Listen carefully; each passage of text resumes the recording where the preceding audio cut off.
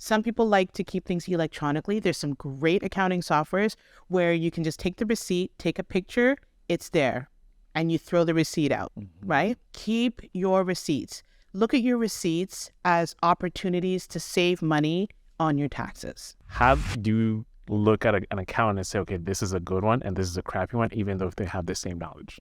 My opinion, strictly my opinion, a good accountant cares whether or not you are successful or not. They care about what you spend. They care about how you record your information. They literally care if you have, or if you're missing information, if you're missing knowledge, they care. When people like us, creative entrepreneurs, people who have startups are going through their day-to-day business, what are some of the things that they can keep in mind to make sure they're being prepared for tax season? Well, the first thing you want to do is you want to understand all the expenses that went into you doing your business.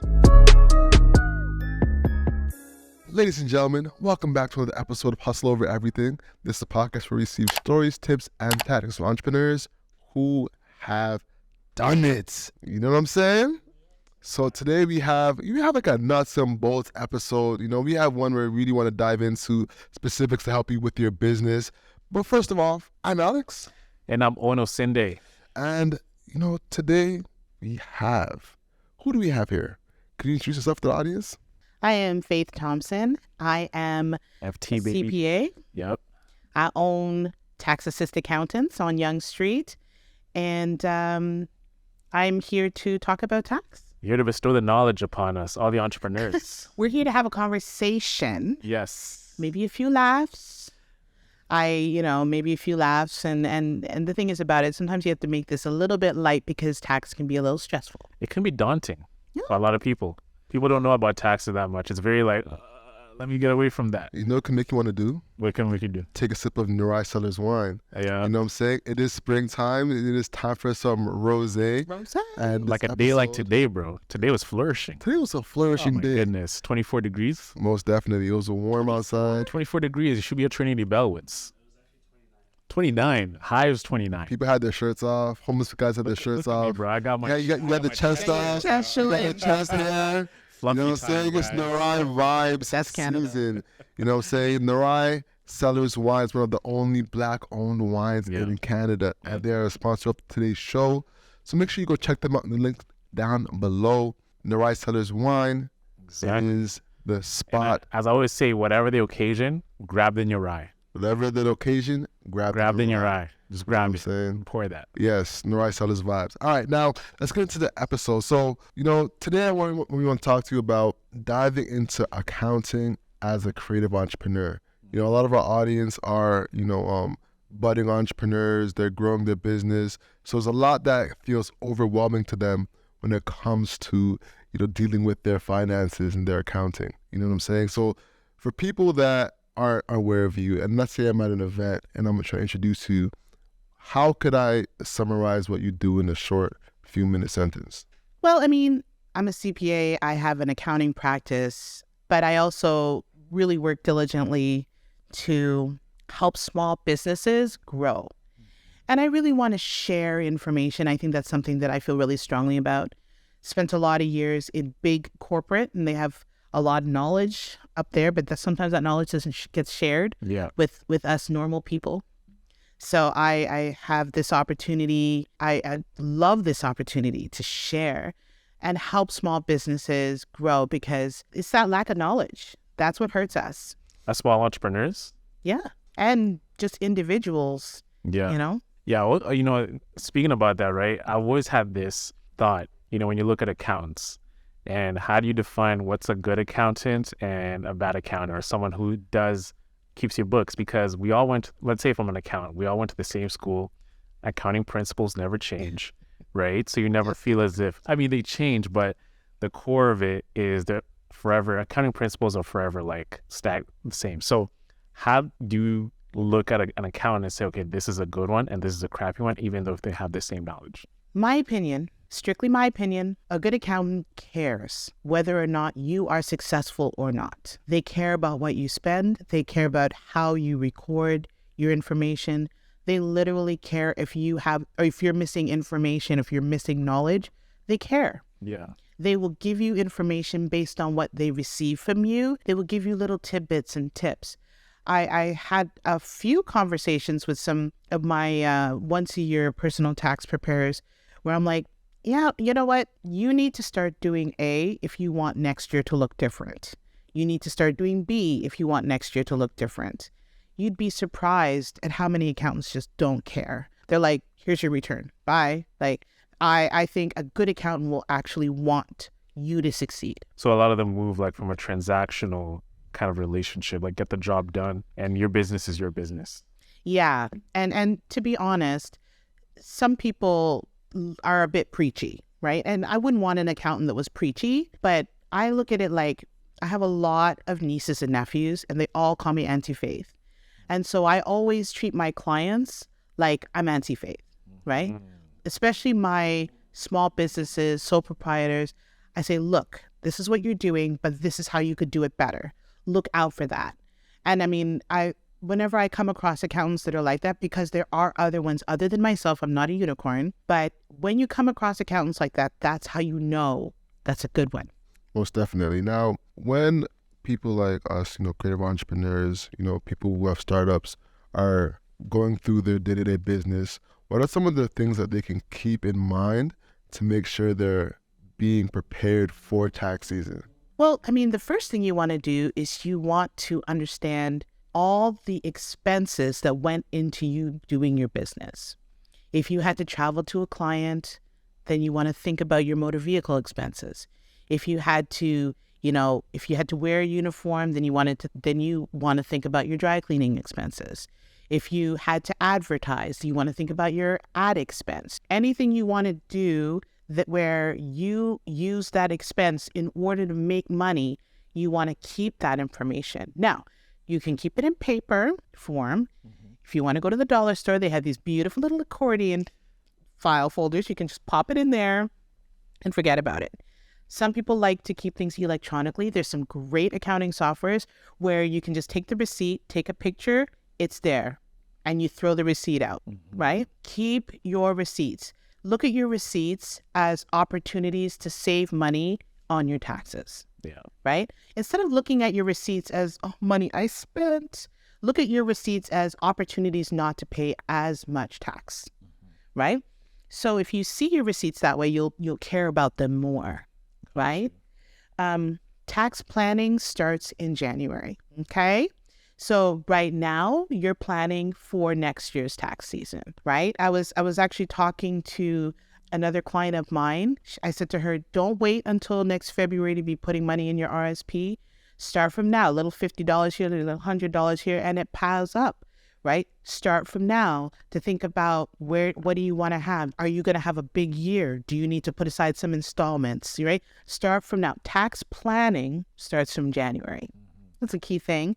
And another thing you should do is if you feel like your business is going to grow and you really find, accounting very stressful, get a bookkeeper. It's not a lot of money. You would probably, if you're a woman, you probably spend more money on your hair on a monthly basis. Like $300 a month. Yeah, I've seen those hair prices, Faith. They're insane. I'm going to plead the fifth, okay? It's like $5. But we probably spend more money on our hair than we would on a good, decent bookkeeper. And the stress that you would be saving yourself is immeasurable. So you know what? Maybe think about it from that perspective, and you spend your time hustling to make yourself and your business more prosperous. All right. So how much should we be budgeting for a bookkeeper? Like, what would be? It depends on. Okay, every bookkeeper has their own way of doing pricing. It could be if you have like just a few little transactions, it could be just, a couple $100 a month.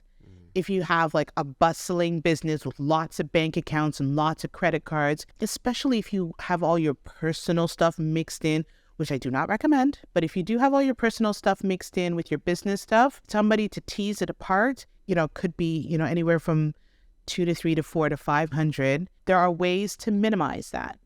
Ways to minimize that is by you keeping better track, using technology to keep track of your receipts. That'll save money on a bookkeeper.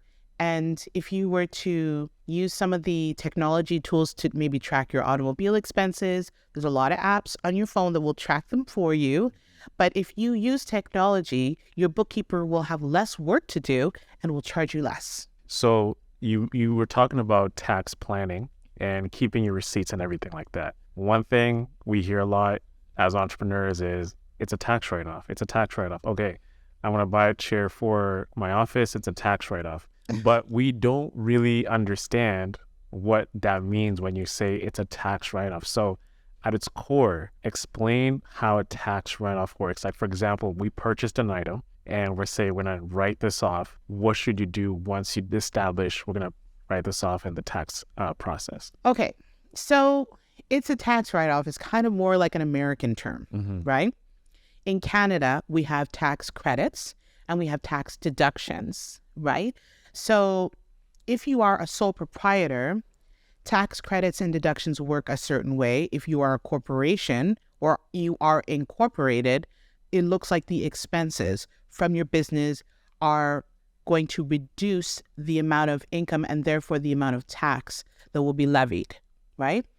But let's talk about first you being a sole proprietor. You are a sole proprietor. You are your expenses. You are your revenue. You are mixed in together with all of your business expenses. So these are like the dog walkers, the babysitters, Yeah, the people the painters. yeah. Yeah. Yeah, the dog walkers, the people who still do their personal tax in their own name. They don't have a corporation. Maybe they don't even have a dedicated bank account, right? You have to think about whatever your revenue is. Maybe it's dog walking revenue, or maybe it's dog washing revenue because there's some nice dog groomers around. Or maybe you are an Uber driver, right? You have to think about all the expenses that go into it. So in order for you to be an Uber driver, you need gas for your car. You need a car. You know, you need to have the nice air freshening. You need to have cleaning, insurance. Let's talk about it. Some of them don't have them air freshener. They need to allocate some resources. There's one time we were going to Durham. Oh my goodness. And Alex is coming over to pick me up from like a Etobicoke.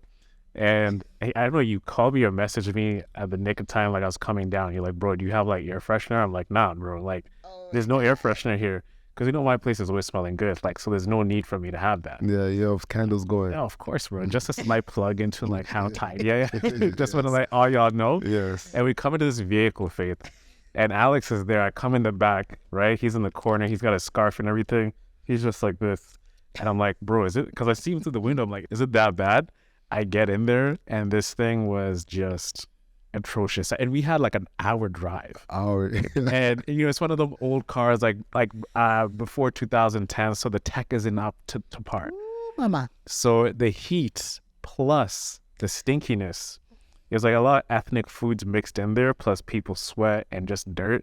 It's just a bad combination. So shout out to the Uber drivers, okay? I still love you, okay? I'll still give them a 5-star rating. You know how millennials I still love you. I don't know about these people over here, but sometimes it's the people who were in the car before you. Yeah. That's what kills it. Yep. So anyway, say you're an Uber driver. You have to pay for the cleaning, you have to pay for the washing, all those expenses go into you making money, right? And so those are the things you want to track. Like the tax on the money they make is reduced by the expenses, right? So if you make $50,000, driving Uber, and you want to report all of that, that's fine. But your gas, your cleaning, your repairs for the vehicle, let's assume over 80%. So it's all business use vehicle, right? Then all those expenses then start reducing the amount of tax that you are subject to. And that starts saying, you were supposed to pay this much tax, but you know what? Because of those expenses that you were tracking, you now owe less tax, right? So look at your receipts and all those expenses as an opportunity to pay less tax. Got you. So the process still stays the same, like where you're keeping the receipts. It's only when tax time comes is like when we pull all those expenses you've been recording over the past 12 months, pass it to your accountant, and let them do the magic. Yeah. Or you can, if your accountant works on an hourly basis, it would be easy for you to use like Google Sheets or Excel and just itemize them, right? Itemize all your Shell invoices, all your Shell receipts, all your SO receipts, all your car wash receipts, all your, car cleaning. We're still talking about Uber drivers here, but let's pretend we're not talking about Uber drivers. Let's pretend we're talking about a security guard, right? Oh, security guard has to wear a uniform. So every time you have to dry clean that uniform, because it's a uniform and it's required for your job, that dry cleaning is now an expense. You can go down. And if you want to advertise yourself, hey, I offer security services, your advertising now is an expense, right? So all these expenses that were required for you to make that money start reducing the amount of tax that you will be subject to. All right, so now I'll put another example out there for you. Let's say I'm working from home and I'm consistently on my computer working diligently, my side hustle, on my full time. Let's say I'm an entrepreneur working. How could I use my computer and my Wi-Fi as a deductible? And your home space, like your seating area. Yeah, let's talk about all that. Because everyone's working from home these days. I have to say, I am so glad you brought that up because this is an area where the government is clamping down. Okay, we have to be better at this. We have to be better at this. If you are working at home, like everybody was during COVID, right? Everybody was working from home. You have to remember it's a work. Okay, first of all, let's split it into two. So let's pretend you're an employee and you're working from home. If you're an employee and you're working from home, the government allows you to use the flat rate method, right? Which means it's a flat $500. That was for 2020, 2021, and 2022. I do not know if it's going to stay there for 2023, right? But what you were doing is you could just use a flat rate, and that was your write-off for your home, for working from home, right? If you're an employee, right? Okay. If for some reason you were not an employee and you were self-employed and you're working from home, then it's kind of split into two categories. The first category, I would say, is your home expenses, of which your internet is part of your home expenses. Your heat, your hydro, your water, your insurance, your internet home expense. So if you have a 1,000 square foot location and you measure, this is why you needed high school math, length over width, right? So you measure and realize, oh, I use about like 100 square feet of the 1,000 square feet. And so that's 10%, right? 10% of your home expenses then become part of your work from home element in your tax. 10%. You cannot write it all off. It's a proportion of what you worked from home and like your space, right? Now, it does get more complicated than that if you have some common areas, like say how we are working together and say you have a roommate, there's some more complex things when you have common areas. But generally, if you are working from home and it's you alone and you have a house, it's based on how much of that house you are using for your work. Okay? It's called the detailed method of the workspace, like you estimate it by, it's the detailed method. However, there is a second category of work from home expenses that need to be sort of pulled out. Your cell phone is not in the same category, right? Really? Your cell phone, supplies, and what is one more item? Oh, long distance. Okay. Right? So those three things are like exceptions. Your cell phone is based on usage, right? So if you use your cell phone like a larger proportion of the day, right? All this is available on the Canada website, guys, if you want to see. Okay. But say you use your cell phone for like 1/3 of the day, right? You can write off 1/3 of your cell phone. Okay. Right? Supplies, if you go to Staples and you get supplies directly for your business and only use for your business, the entire of those supplies can be written off for your business, right? Buy a microphone, right? For podcasting. That is a supply for your business. That 100% of that's different than a work at home expense, even though you were using the microphone while you're working at home. What about internet? Internet is still part of those work at home proportioned expenses. Internet is not like the cell phone, right? Is there a max percentage? So, okay, if you are an employee, there is a max.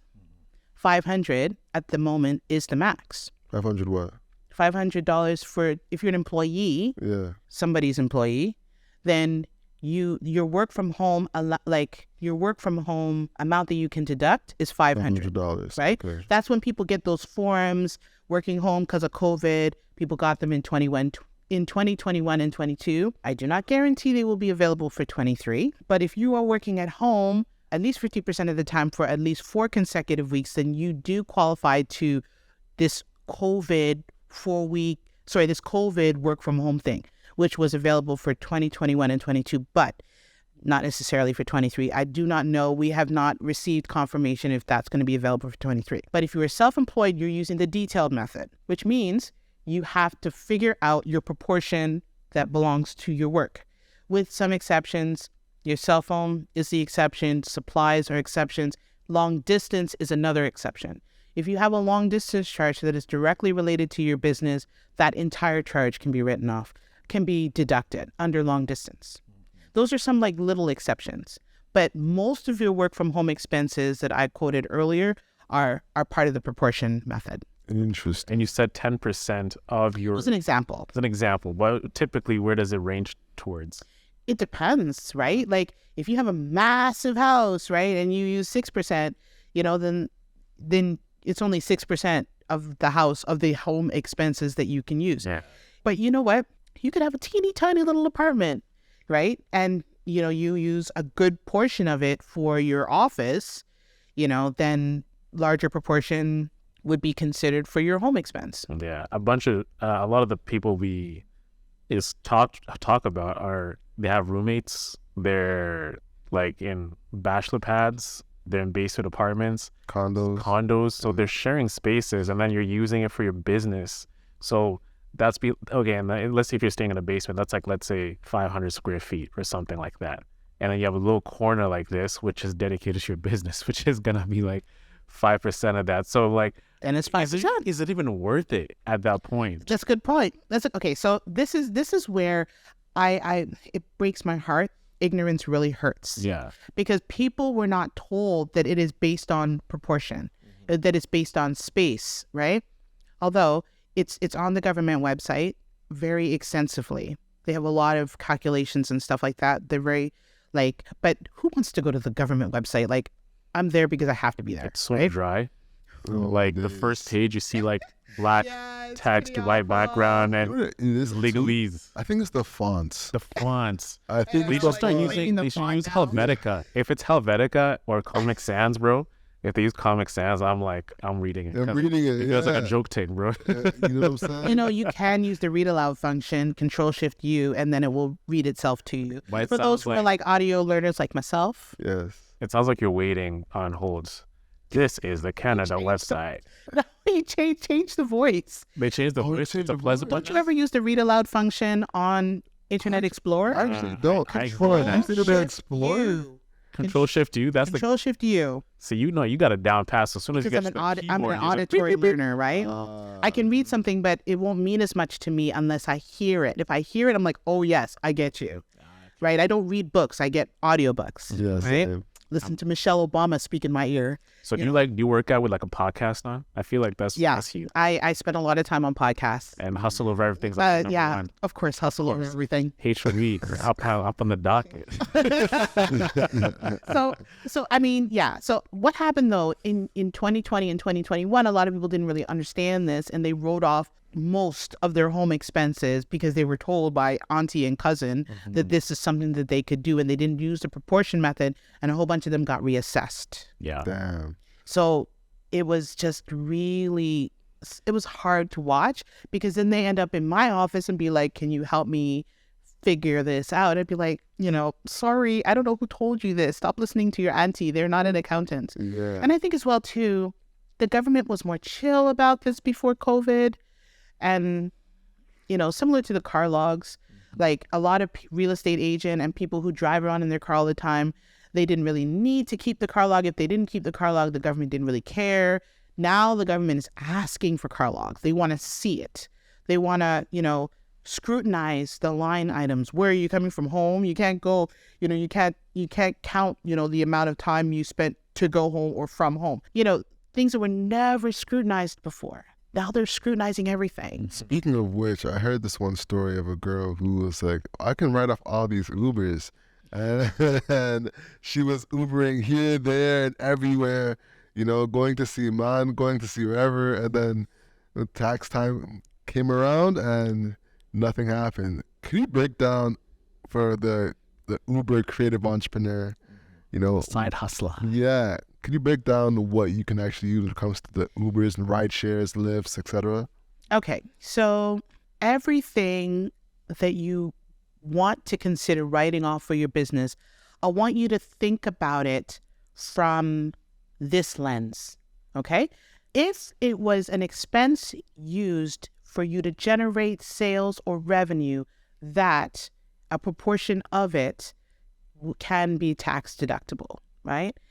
If you were going in an Uber to see your man, unless your man is your client, that is not tax deductible. That'd be an amazing loophole, though. No! I'm going to see you. It's Amazing. 11 o'clock. Yes. I played his hand. It's a service I'm offering. Every expense, think about it in that lens. For sure. If you think about it in that lens. Okay, this is how I see CRA.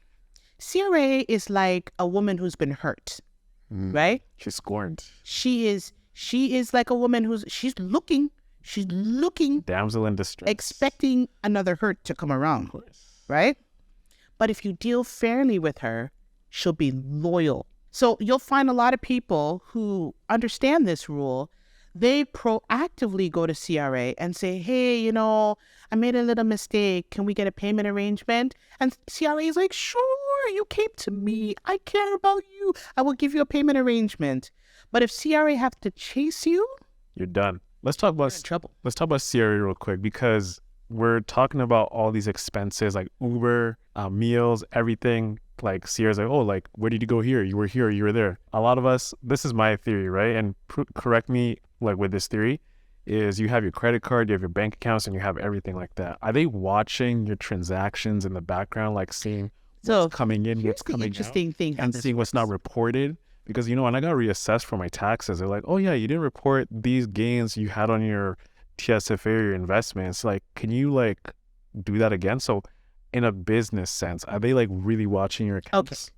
So this is another very important piece of information that everybody should know. CRA is one department in the government of Canada. All the departments in the government of Canada talk. They may not talk every day, but they talk regularly. So if you got a gain from TD Bank would have had to disclose that in their disclosure in their taxes. If you do not disclose it, not the same day, but eventually CRA will put the two and two together and wonder, if TD Bank said that they gave this guy capital gains, how come I don't see it on his side, right? They put them together. That's one way that happens. The second way this happens is, as part of your tax return, you have to describe your business. You get I forget what the acronym is, but you get a certain corporation type or business type number. The Statistics Canada compares similar businesses right across the board and major categories of their expenses, right? If there's 1 million Uber drivers, right, and all of them spend approximately this for gas, and your gas bill is this, they're going to come and just question. Red flags. Right? And then all this, or like, oh, everybody who does podcasting, they spend this much on wine, and you guys spend this much on wine. They're gonna be like, I wonder why, right? They don't talk every day. The different departments, Stats Canada, Industry Canada, CRA, GST versus CRA. They don't talk every day, but they do eventually. Sometimes it can be 2 years later, right? And sometimes you don't even know. You don't even know what somebody else could be audited. So when I was first at the very beginning of my hustle behavior many years ago, I was doing bookkeeping on the side, right? I'm like, this ain't no money. So it's a little tiny bit of money. Yeah, $200. It was- Little money, right? Exactly. So I was like, I mean, I have my big old salary. I reported all my big old salary, but my bookkeeping money, I didn't really report. How are they really going to know anyway? The person paid me through e-transfer, which is something that is common. You wonder to yourself, will the government ever find out? Nah, probably not. I'm telling you, this is many, many years ago. Okay. What ended up happening is on the other side, the person who did pay me, they got reassessed. And the government questioned, who are all these subcontractors that you were paying? Did you issue T4As? Now, T4As are optional, but because the government was questioning them, was reassessing them, they had to disclose who those subcontractors were on their side. And then one of those subcontractors were me.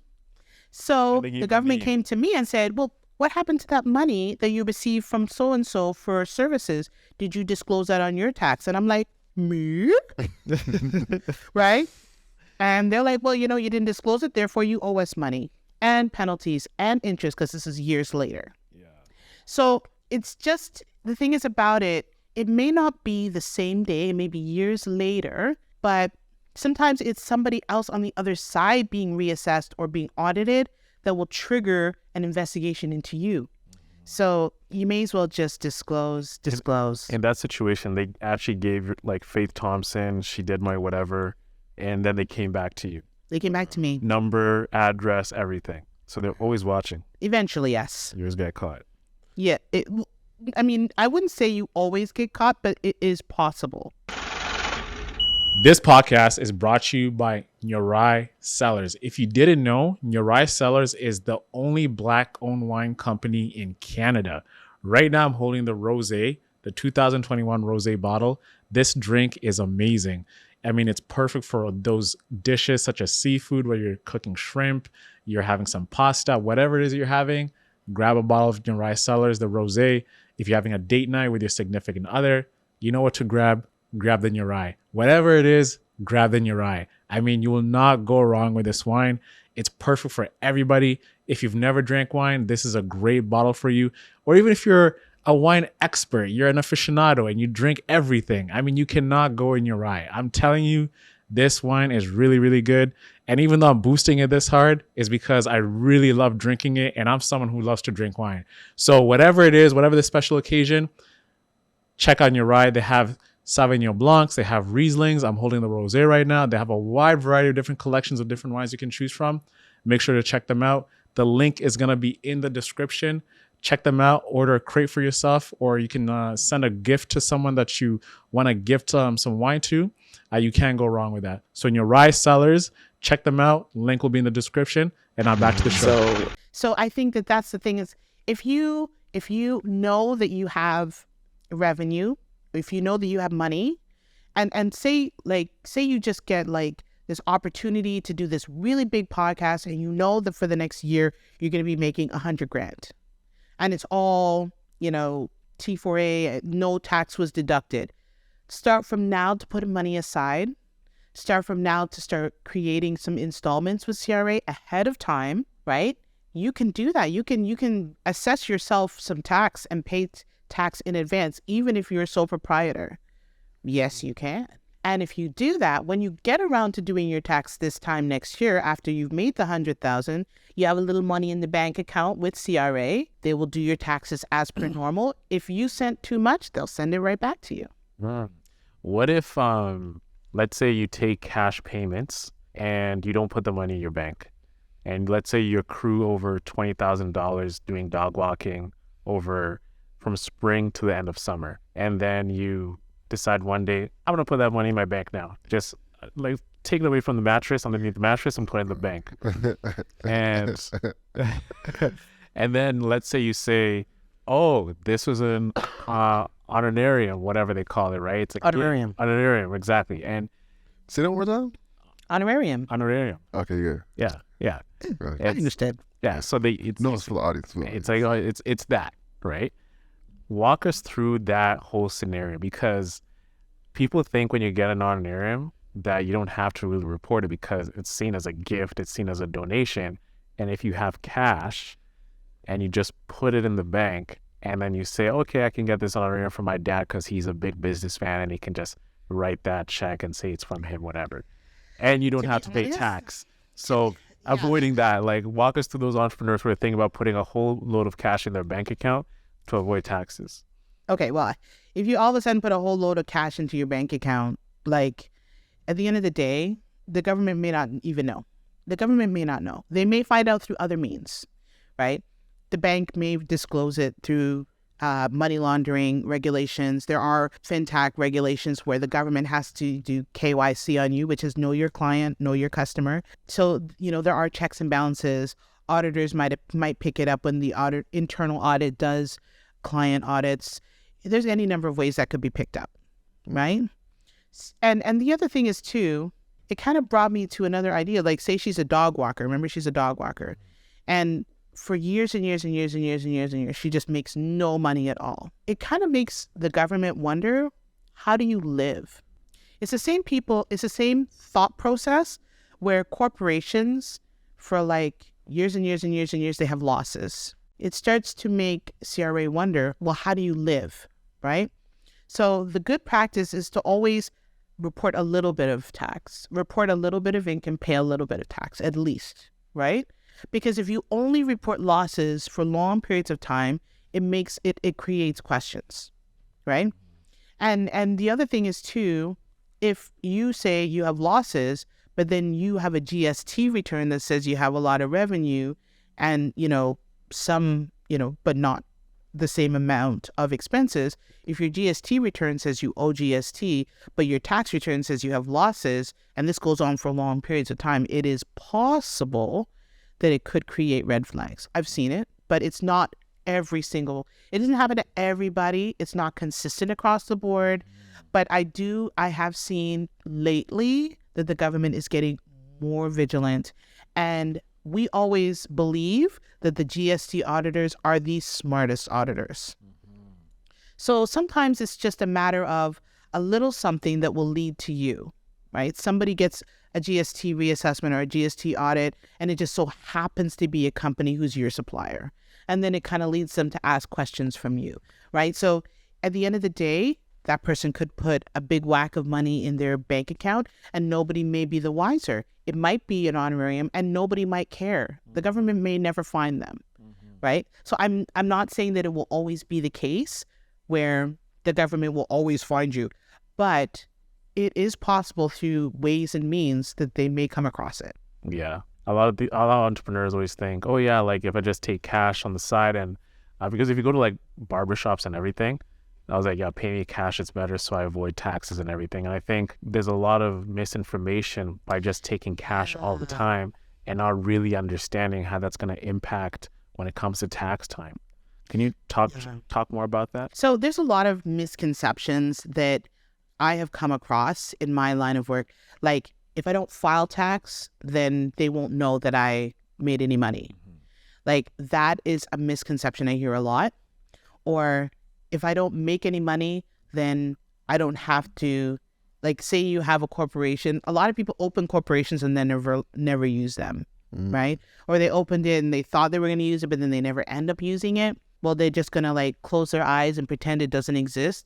Well, the government will question eventually, right? So the key here is there's misconceptions that if you are taking cash, then you don't have to have GST, right?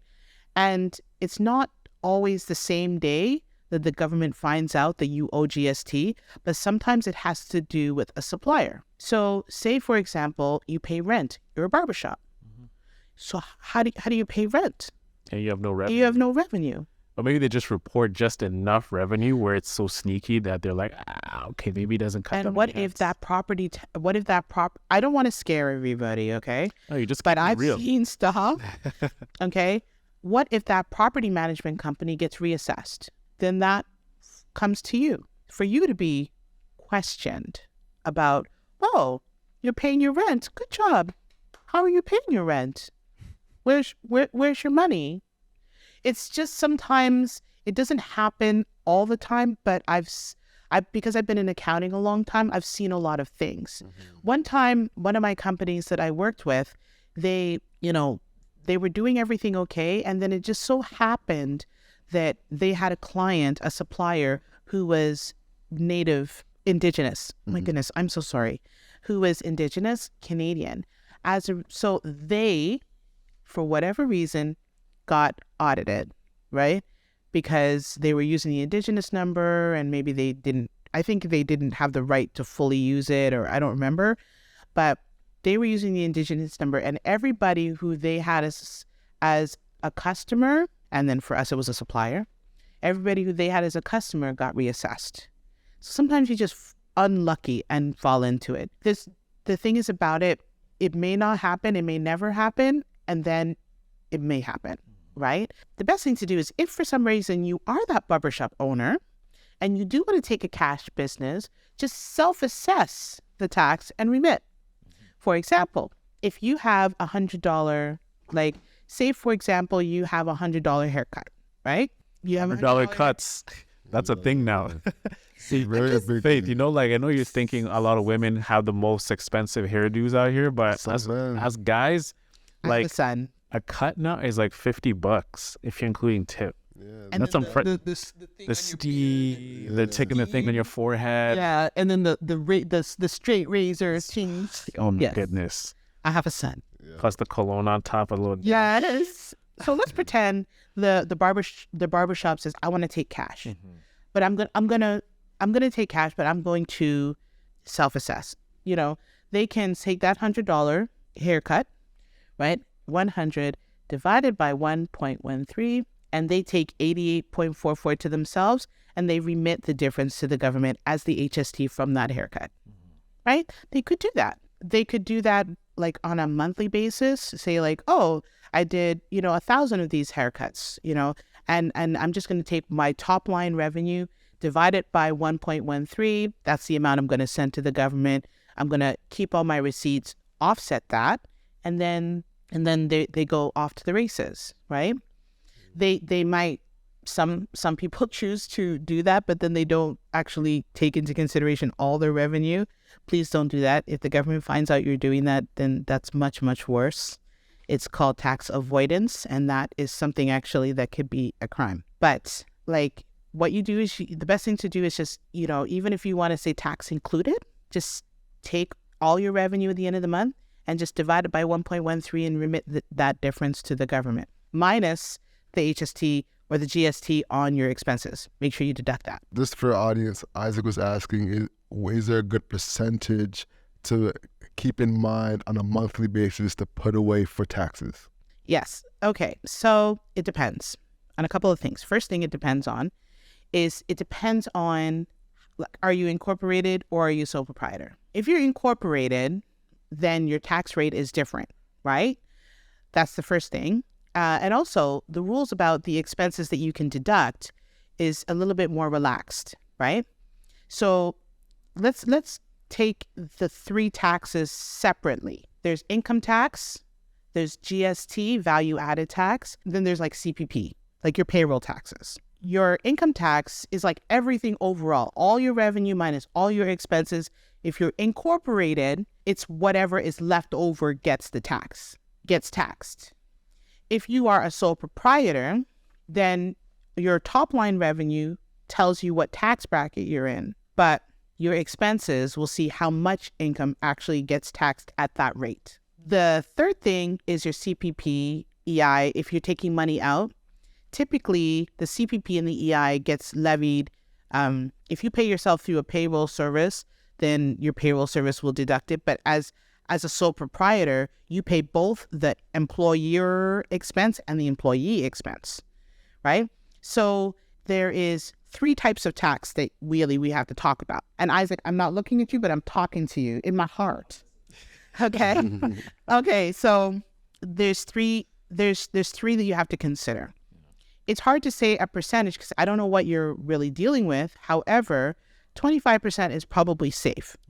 So he's incorporated. So and for round numbers, let's say he makes $10K a month. You know what I'm saying? If he makes $10K a month, he can put aside 25%. However, one little point, let's pretend you're a sole proprietor and we're going to take those three taxes and you make $10K a month. So the first thing is you make 10K a month as an incorporated person. As soon as you have to pay yourself, you would have to, on your personal tax, pay the CPP and the EI. CPP, the employer and the employee portion. And that's the first part, if you pay yourself from the 10K a month, right? The second part is if you have GST and you want to think, how much GST should I put aside to remit to the government? The GST is really a function of how many expenses you are putting against it. So you make 10K a month, but you have expenses that are like, 5,000-6,000, rental of your studio, rental of your, the GST on your studio, the GST on your motor vehicle, on your gas, the GST on all the expenses that were needed to make that 10K a month, right? Then you have less, the more expenses you can levy on top of that, the less GST you will have to remit to the government, right? So there's things that you can do to minimize it, but 25% is probably a safe way to do it. Now, I don't recommend that you just put aside 25%. If you're making 10K a month, get a good bookkeeper because they will show you all kind of tips on how to minimize that, right? And how to properly create an installment program for you and the government. There's many, many ways that you can bring that amount down with almost certainty that you can sleep at night and not have to worry about how much tax you should be putting aside. So I would recommend get a bookkeeper, right? Let them help you figure out what your tax bill actually is, right? But 25% is probably a good number, je pense. I think. So. Look at the auto coming out, je pense. Isaac is safe in the back. Where? And let me just also mention one little thing. I mentioned get a good bookkeeper, but your professional fees are tax deductible. That is another expense that you can reduce. Break that down. So if you have an accountant, you can get those costs reduced. Your accountant is something that the government will accept as an expense to bring down your tax. Interesting. Wow. That's a big gem. Big one. What percentage is that at? Get yourself a good bookkeeper. 100%, no? Is that 100%? Whoa. That's what I'm saying. 100% from an income tax standpoint. Yeah. The HST is deductible from a GST standpoint. Okay. So, all right. So I work in examples and metaphors. Mm-hmm. So let's say, for tax season, I pay $200 to my accountant. How much of that $200 am I allowed to write off? From an income tax standpoint, $200 gets reduced from your revenue. Okay. Right? So $200, the entire thing is an expense that comes down from your revenue. But just from a GST standpoint, the GST that you pay to your accountant then offsets the GST that you received from your customers. Interesting. Oh, okay. So get yourself a good, obviously come to me. But if you can't come to me, a good bookkeeper can keep track of it, can give you a good sense of what your tax bill could be long before it's time to be paid. Mm-hmm. Gotcha. And what about, let's say you said a lot of people start corporations, but they never use it. Sometimes, yeah. Yeah. So let's say if I'm working a job and let's say I'm making let's say good number is 100K. And I say, you know what? Owen Inc. is getting that 100K because usually tax corporations get less tax. Can you take your salary and also apply to a corporation? Say, hey, instead of like Owen being paid, pay that to my corporation so I can get less tax, even though that money is coming to me as the business. Okay. Because a lot of people say, okay, open a corporation, get paid through that, so you pay less tax. So give us the information that we need to hear. Okay. I look at corporations like having a baby. Right? Okay. It is a separate entity, completely separate, but you have control, right? So let's pretend you get paid, right? You get paid as an employee. That means they're paying you, right? Now, if it's now like a subcontractor, maybe you're an Uber driver, or maybe you're a real estate agent, right? Maybe at that point you want to get a corporation. Now, There are pros and cons to getting incorporated, which we can talk about later. But if for some reason you are incorporated, yes, your corporation can be paid if you're like a subcontractor or a real estate agent, like those commissions or bonuses can come to your corporation. However, the compliance for a corporation is much more onerous, right? Like a tax return for a corporation, if you go to a reputable place, can be sometimes like, 50% more or even, 100% more than what you're paying as a sole proprietor. Even it can go very high depending on where you go. So it's more expensive. However, you can have all that money. Like say you have a truck, very lucrative, by the way. Say you have a truck and you run food for Loblaw, right? And you are working as, you own that truck. Everything about that truck is yours, right? So Loblaw doesn't pay you. Loblaw pays your trucking company. Hustle over everything trucking company, right? You go all the way back and forth. All the fuel comes down. Like all of that revenue goes to you. All the fuel gets deducted. All of your cleaning the truck gets deducted. And you're making so much money that you have the opportunity to pay yourself. Now, you can choose to just take cash out of your account and pay yourself. Or you can choose to put yourself on salary and pay yourself. Much more expensive. That's a whole other discussion. Or you can choose, if you have revenue in your business and you have retained earnings, that's another discussion, then you can take dividends from your company, and that is at a lower tax rate. You as an individual can take dividends from your company. But your corporation is a separate entity, right? But it has a lower tax rate. But the key is, with a corporation, you have complete control. It's like a child, right? It doesn't do anything unless you say go, but the compliance is more expensive. And that's what people get scared of, right? They're like, my tax return was like, $200 and now it's like $3,000 because it's more complicated. Corporate tax return, right? I'm not saying that that's what everybody charges. People charge, like it can range, right? So it's just, yes, pay your corporation. The expenses, it's a lot easier, to get those expenses deducted. There's a lot more leeway. But again, remember, they compare all the companies, similar companies. If you have a trucking company and everybody else is a trucking company and your fuel costs are like here and everybody else's fuel costs are here, they may ask questions, right? So even though it's more lax, they still check, Gotcha. Okay, because I just feel like there's always exceptions. Every time I say something, there's like 400 exceptions behind what I say.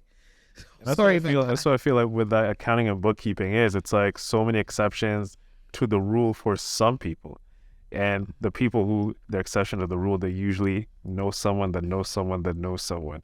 And there's a thing about this whole space, which is it operates on ethics, but there's a lot of things behind closed doors that are so unethical, and people get away with it because they know a really, really, really good accountant that can just like figure ways to, okay, let's move this here, let's do this, donate this money to this charity, then donate to this charity, and you're gonna get your money back. So it feels like on paper, it looks like a fair game, but in reality, there's a lot more people who know what to do with their money better than you, and they're gonna keep the money. It's like Monopoly. It's like if you know how to move across the board, you're gonna win. And it just feels as if we're playing this game, it's like you can play by the rules and you'll be a good citizen, you'll be a good business owner.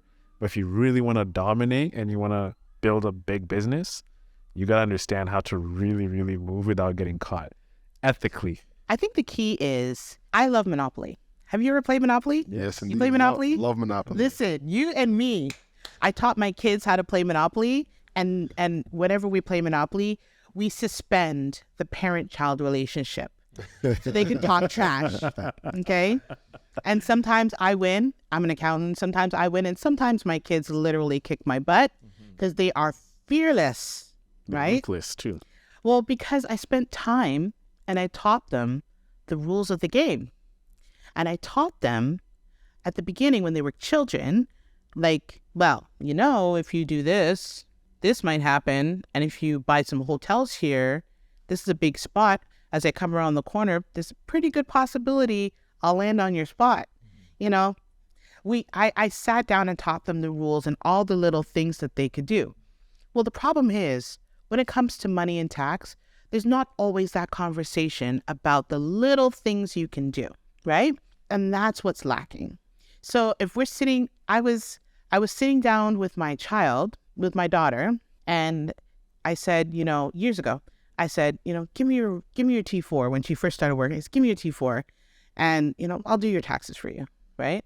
I did her taxes for her, I'll just add it to her diaper bill, right?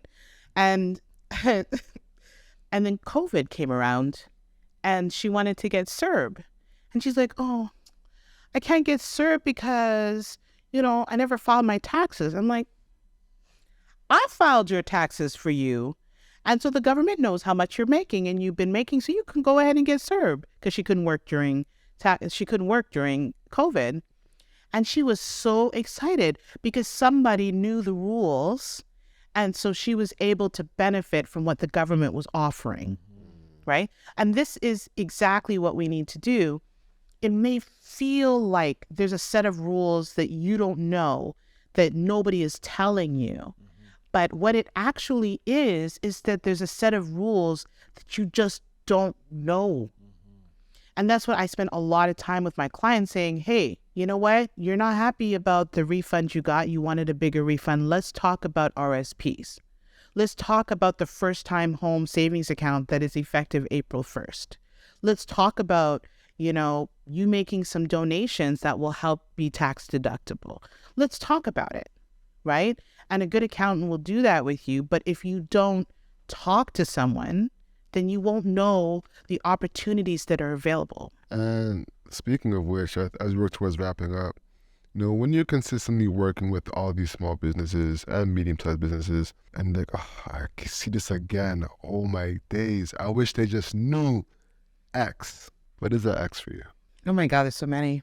It breaks my heart when I see people who could have avoided interest and penalties with just basic disclosures. And that's one thing.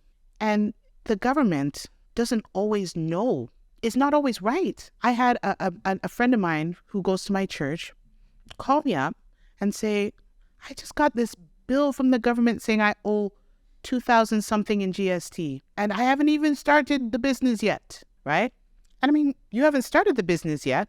Well, the thing is about it, when you initially sign up for GST, they say, how much do you expect to be making, right? Give me an estimate on the GST application. When you give them an estimate and then you never file GST, the government says, well, you said you expected to make this, so I'm going to assume that that's what you've been making, but you forgot to file. If you don't give them a number, they will make it up with judgment, right? So all that person had to do was go back and file a nil return because he hadn't started his business. And there goes that tax bill, disappears. Yeah. Even for us, when we were starting out, because I'm the one who handles the CRA stuff, I always had to remind myself, because we do every quarter. And this is another thing I also want to ask you about, determining your fiscal period, right? And if it's actually advantageous to choose certain months, maybe you can do it biannually or quarterly, whatever works, whatever you see best. But I had to remind myself to always go back and do a nil return, because we were building up. We were producing content. We know advertisers are going to come. We know we're going to start producing money. It's only a matter of time. And if I didn't do that, especially if they look at media companies, they're okay, you owe us about $10,000 because we expect this, and that. So that's such a big gem, because we always think, in the startup phase, you're focused on getting more customers, you're doing this, you're doing that the government is watching, there's been no money, and a typical business generates this much in revenue the first year and there's no return. Where are you at? So, I'm telling you, it's if you don't tell them something, they will make something up based on your original estimates of what you said you would be making. Yeah. Right? They don't make it up out of the sky. I don't want to give the impression they make it up out of the sky. So it's critically important that if you didn't make money and you had a corporation open, that you file that nil return, right? This is important for income tax. This is important for GST. And it is critically critically important for payroll tax, because say you open up a payroll account and in the time when you're opening up, you say, I'll probably have one staff member and that person will probably start in September and they'll probably make this. Well, the government's going to take you at your word. They're going to think somebody started in September, but you forgot to file. And if you forget to file, the payroll taxes would have been, if they started in September, the payroll tax would have been due in October. If you don't file something, a nil return in October, then they're going to think that you just kept all those CPP deductions, put it in your pockets, right?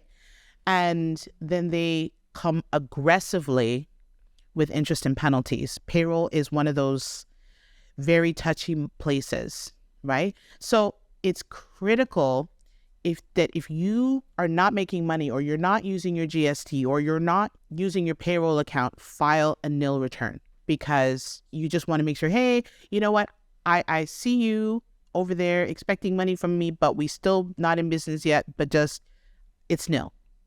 And it is entirely possible to file a nil return and then turn around and reassess that return and change your return. Right? So say, for example, you're starting, but you don't really know what's going on. Things are kind of chaotic. Quickly file a nil return and then come back later and file the correct return. Do a refile. And it's just going to go away. I mean, you'll get interest, but you won't get the penalties, right? Because they're like, oh, you're just reassessing. Oops, you forgot. I understand. You know, you might get a little late interest, but you won't get the penalties. The penalties is the punitive, like, I know you did something bad, penalties. And that can be even more than the interest, much more than the interest. As you're talking, I'm going to pour it in your rye. Another thing that I see a lot is people who are sole proprietors who open up corporations and don't open up corporate GST accounts. And they try to so revenue is going to your corporation, but you think you're filing it through your personal GST. Always remember, your corporation is a separate entity, right? Your GST should be tied to wherever the revenue is coming in. So that is another thing that is problematic. But I mean, I recommend it to everybody. Get yourself a good accountant, somebody who cares. I have a couch in my office, not in my office, but in my location. Yeah. Lots of people come in and they sit on my couch. It's like therapy. Yeah. Accounting therapy. Honestly, it's you get an accountant I'm not the only accountant that cares. I'm not that person, but get an accountant that cares, that will answer your questions, that you can call and see what you can do to minimize the damage. Report when you know you made a mistake, report it to the government. Don't hide it, right?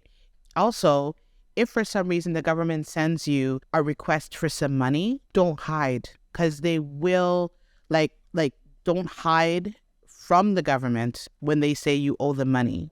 Deal with it right away, because the longer you leave it, the more interest and penalties will accrue. It's like a snowball. Yeah. Something like that happened to me as well too, like when when you're filing your taxes, let's cheers to the Uri.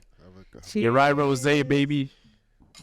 Y'all know I like rosé. That's why Of course. I know it's for me. Faith Thompson in the house. We have to come correct. But back to what I was saying, right? Like I got what's his name? Bob. You know Bob from CRA, I think.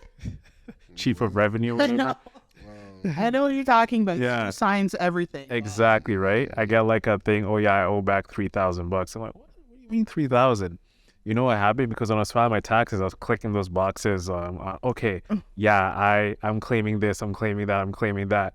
So when my tax return came back, I'm like, raw, like I got like 4 or 5K back. I'm like, what? So then I go to Tulum. I have a great time, everything. Tax season comes. I was like, oh yeah, like this. So I called him like right away, as you said. And I'm like, hey, listen, like, yeah, I mean, I can pay this back, but I know like next year when I file my taxes, just take the money then or whatever. So I don't have to like pay it now. They're like, all right, cool. We'll save it. You don't got to pay interest. Thanks for calling us. We'll get you when tax season comes and whatever. So tax season came back around this year, and like, I got tax return money back from my previous job, right? But that 3K was a part of it, and it just went, and I didn't have to owe anything again. So if I didn't do anything and I just sat on it, it would have been detrimental. It would have been like probably 4,500 by now, because I think the interest is around. I haven't calculated interest in a while. I used to do that for my clients. Yeah. I no longer do those things. I have people who do those things. But the interest is not bad. The interest is not the problem. It's the penalties. Mhm. When they start exacting penalties, when they feel like they've been wronged, that is the problem. Coming after you. Yeah, they're, like the woman who's been cheated on before. And when they see you behaving the same way, they're coming for you. They come to cut them tires. And They're key your car. The other thing is, too, people have to recognize Canada is Canada, Jamaica is Jamaica, Dominican, like every other country is different from us. How we see things, how we mull things over, our tax system is different. Our tax system is different from India's tax system, different from UK's tax system.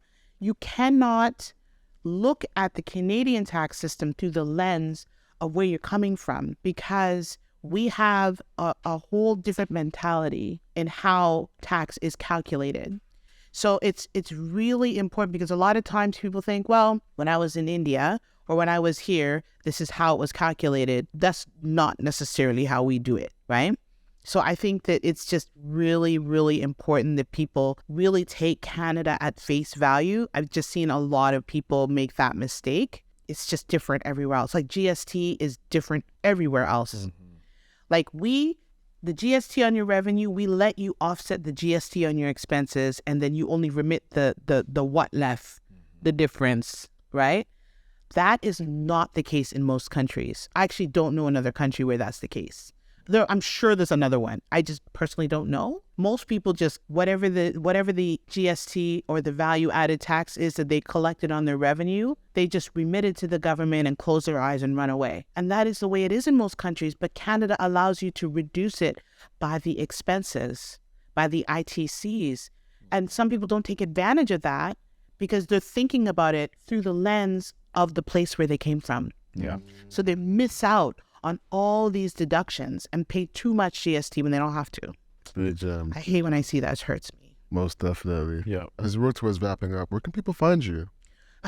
On Yonge Street. Young and Egg. Young and Egg. So I own the Tax Assist Accountants at 2649 Yonge Street.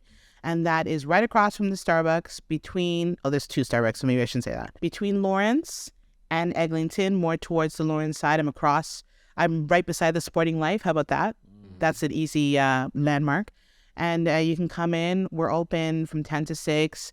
There's almost always somebody there if I'm not there. But definitely, if you walk by and I'm not there, you can call that number. And call the numbers right on the outside window. And somebody will definitely get back to you. With that being said, the hustle is what you can control.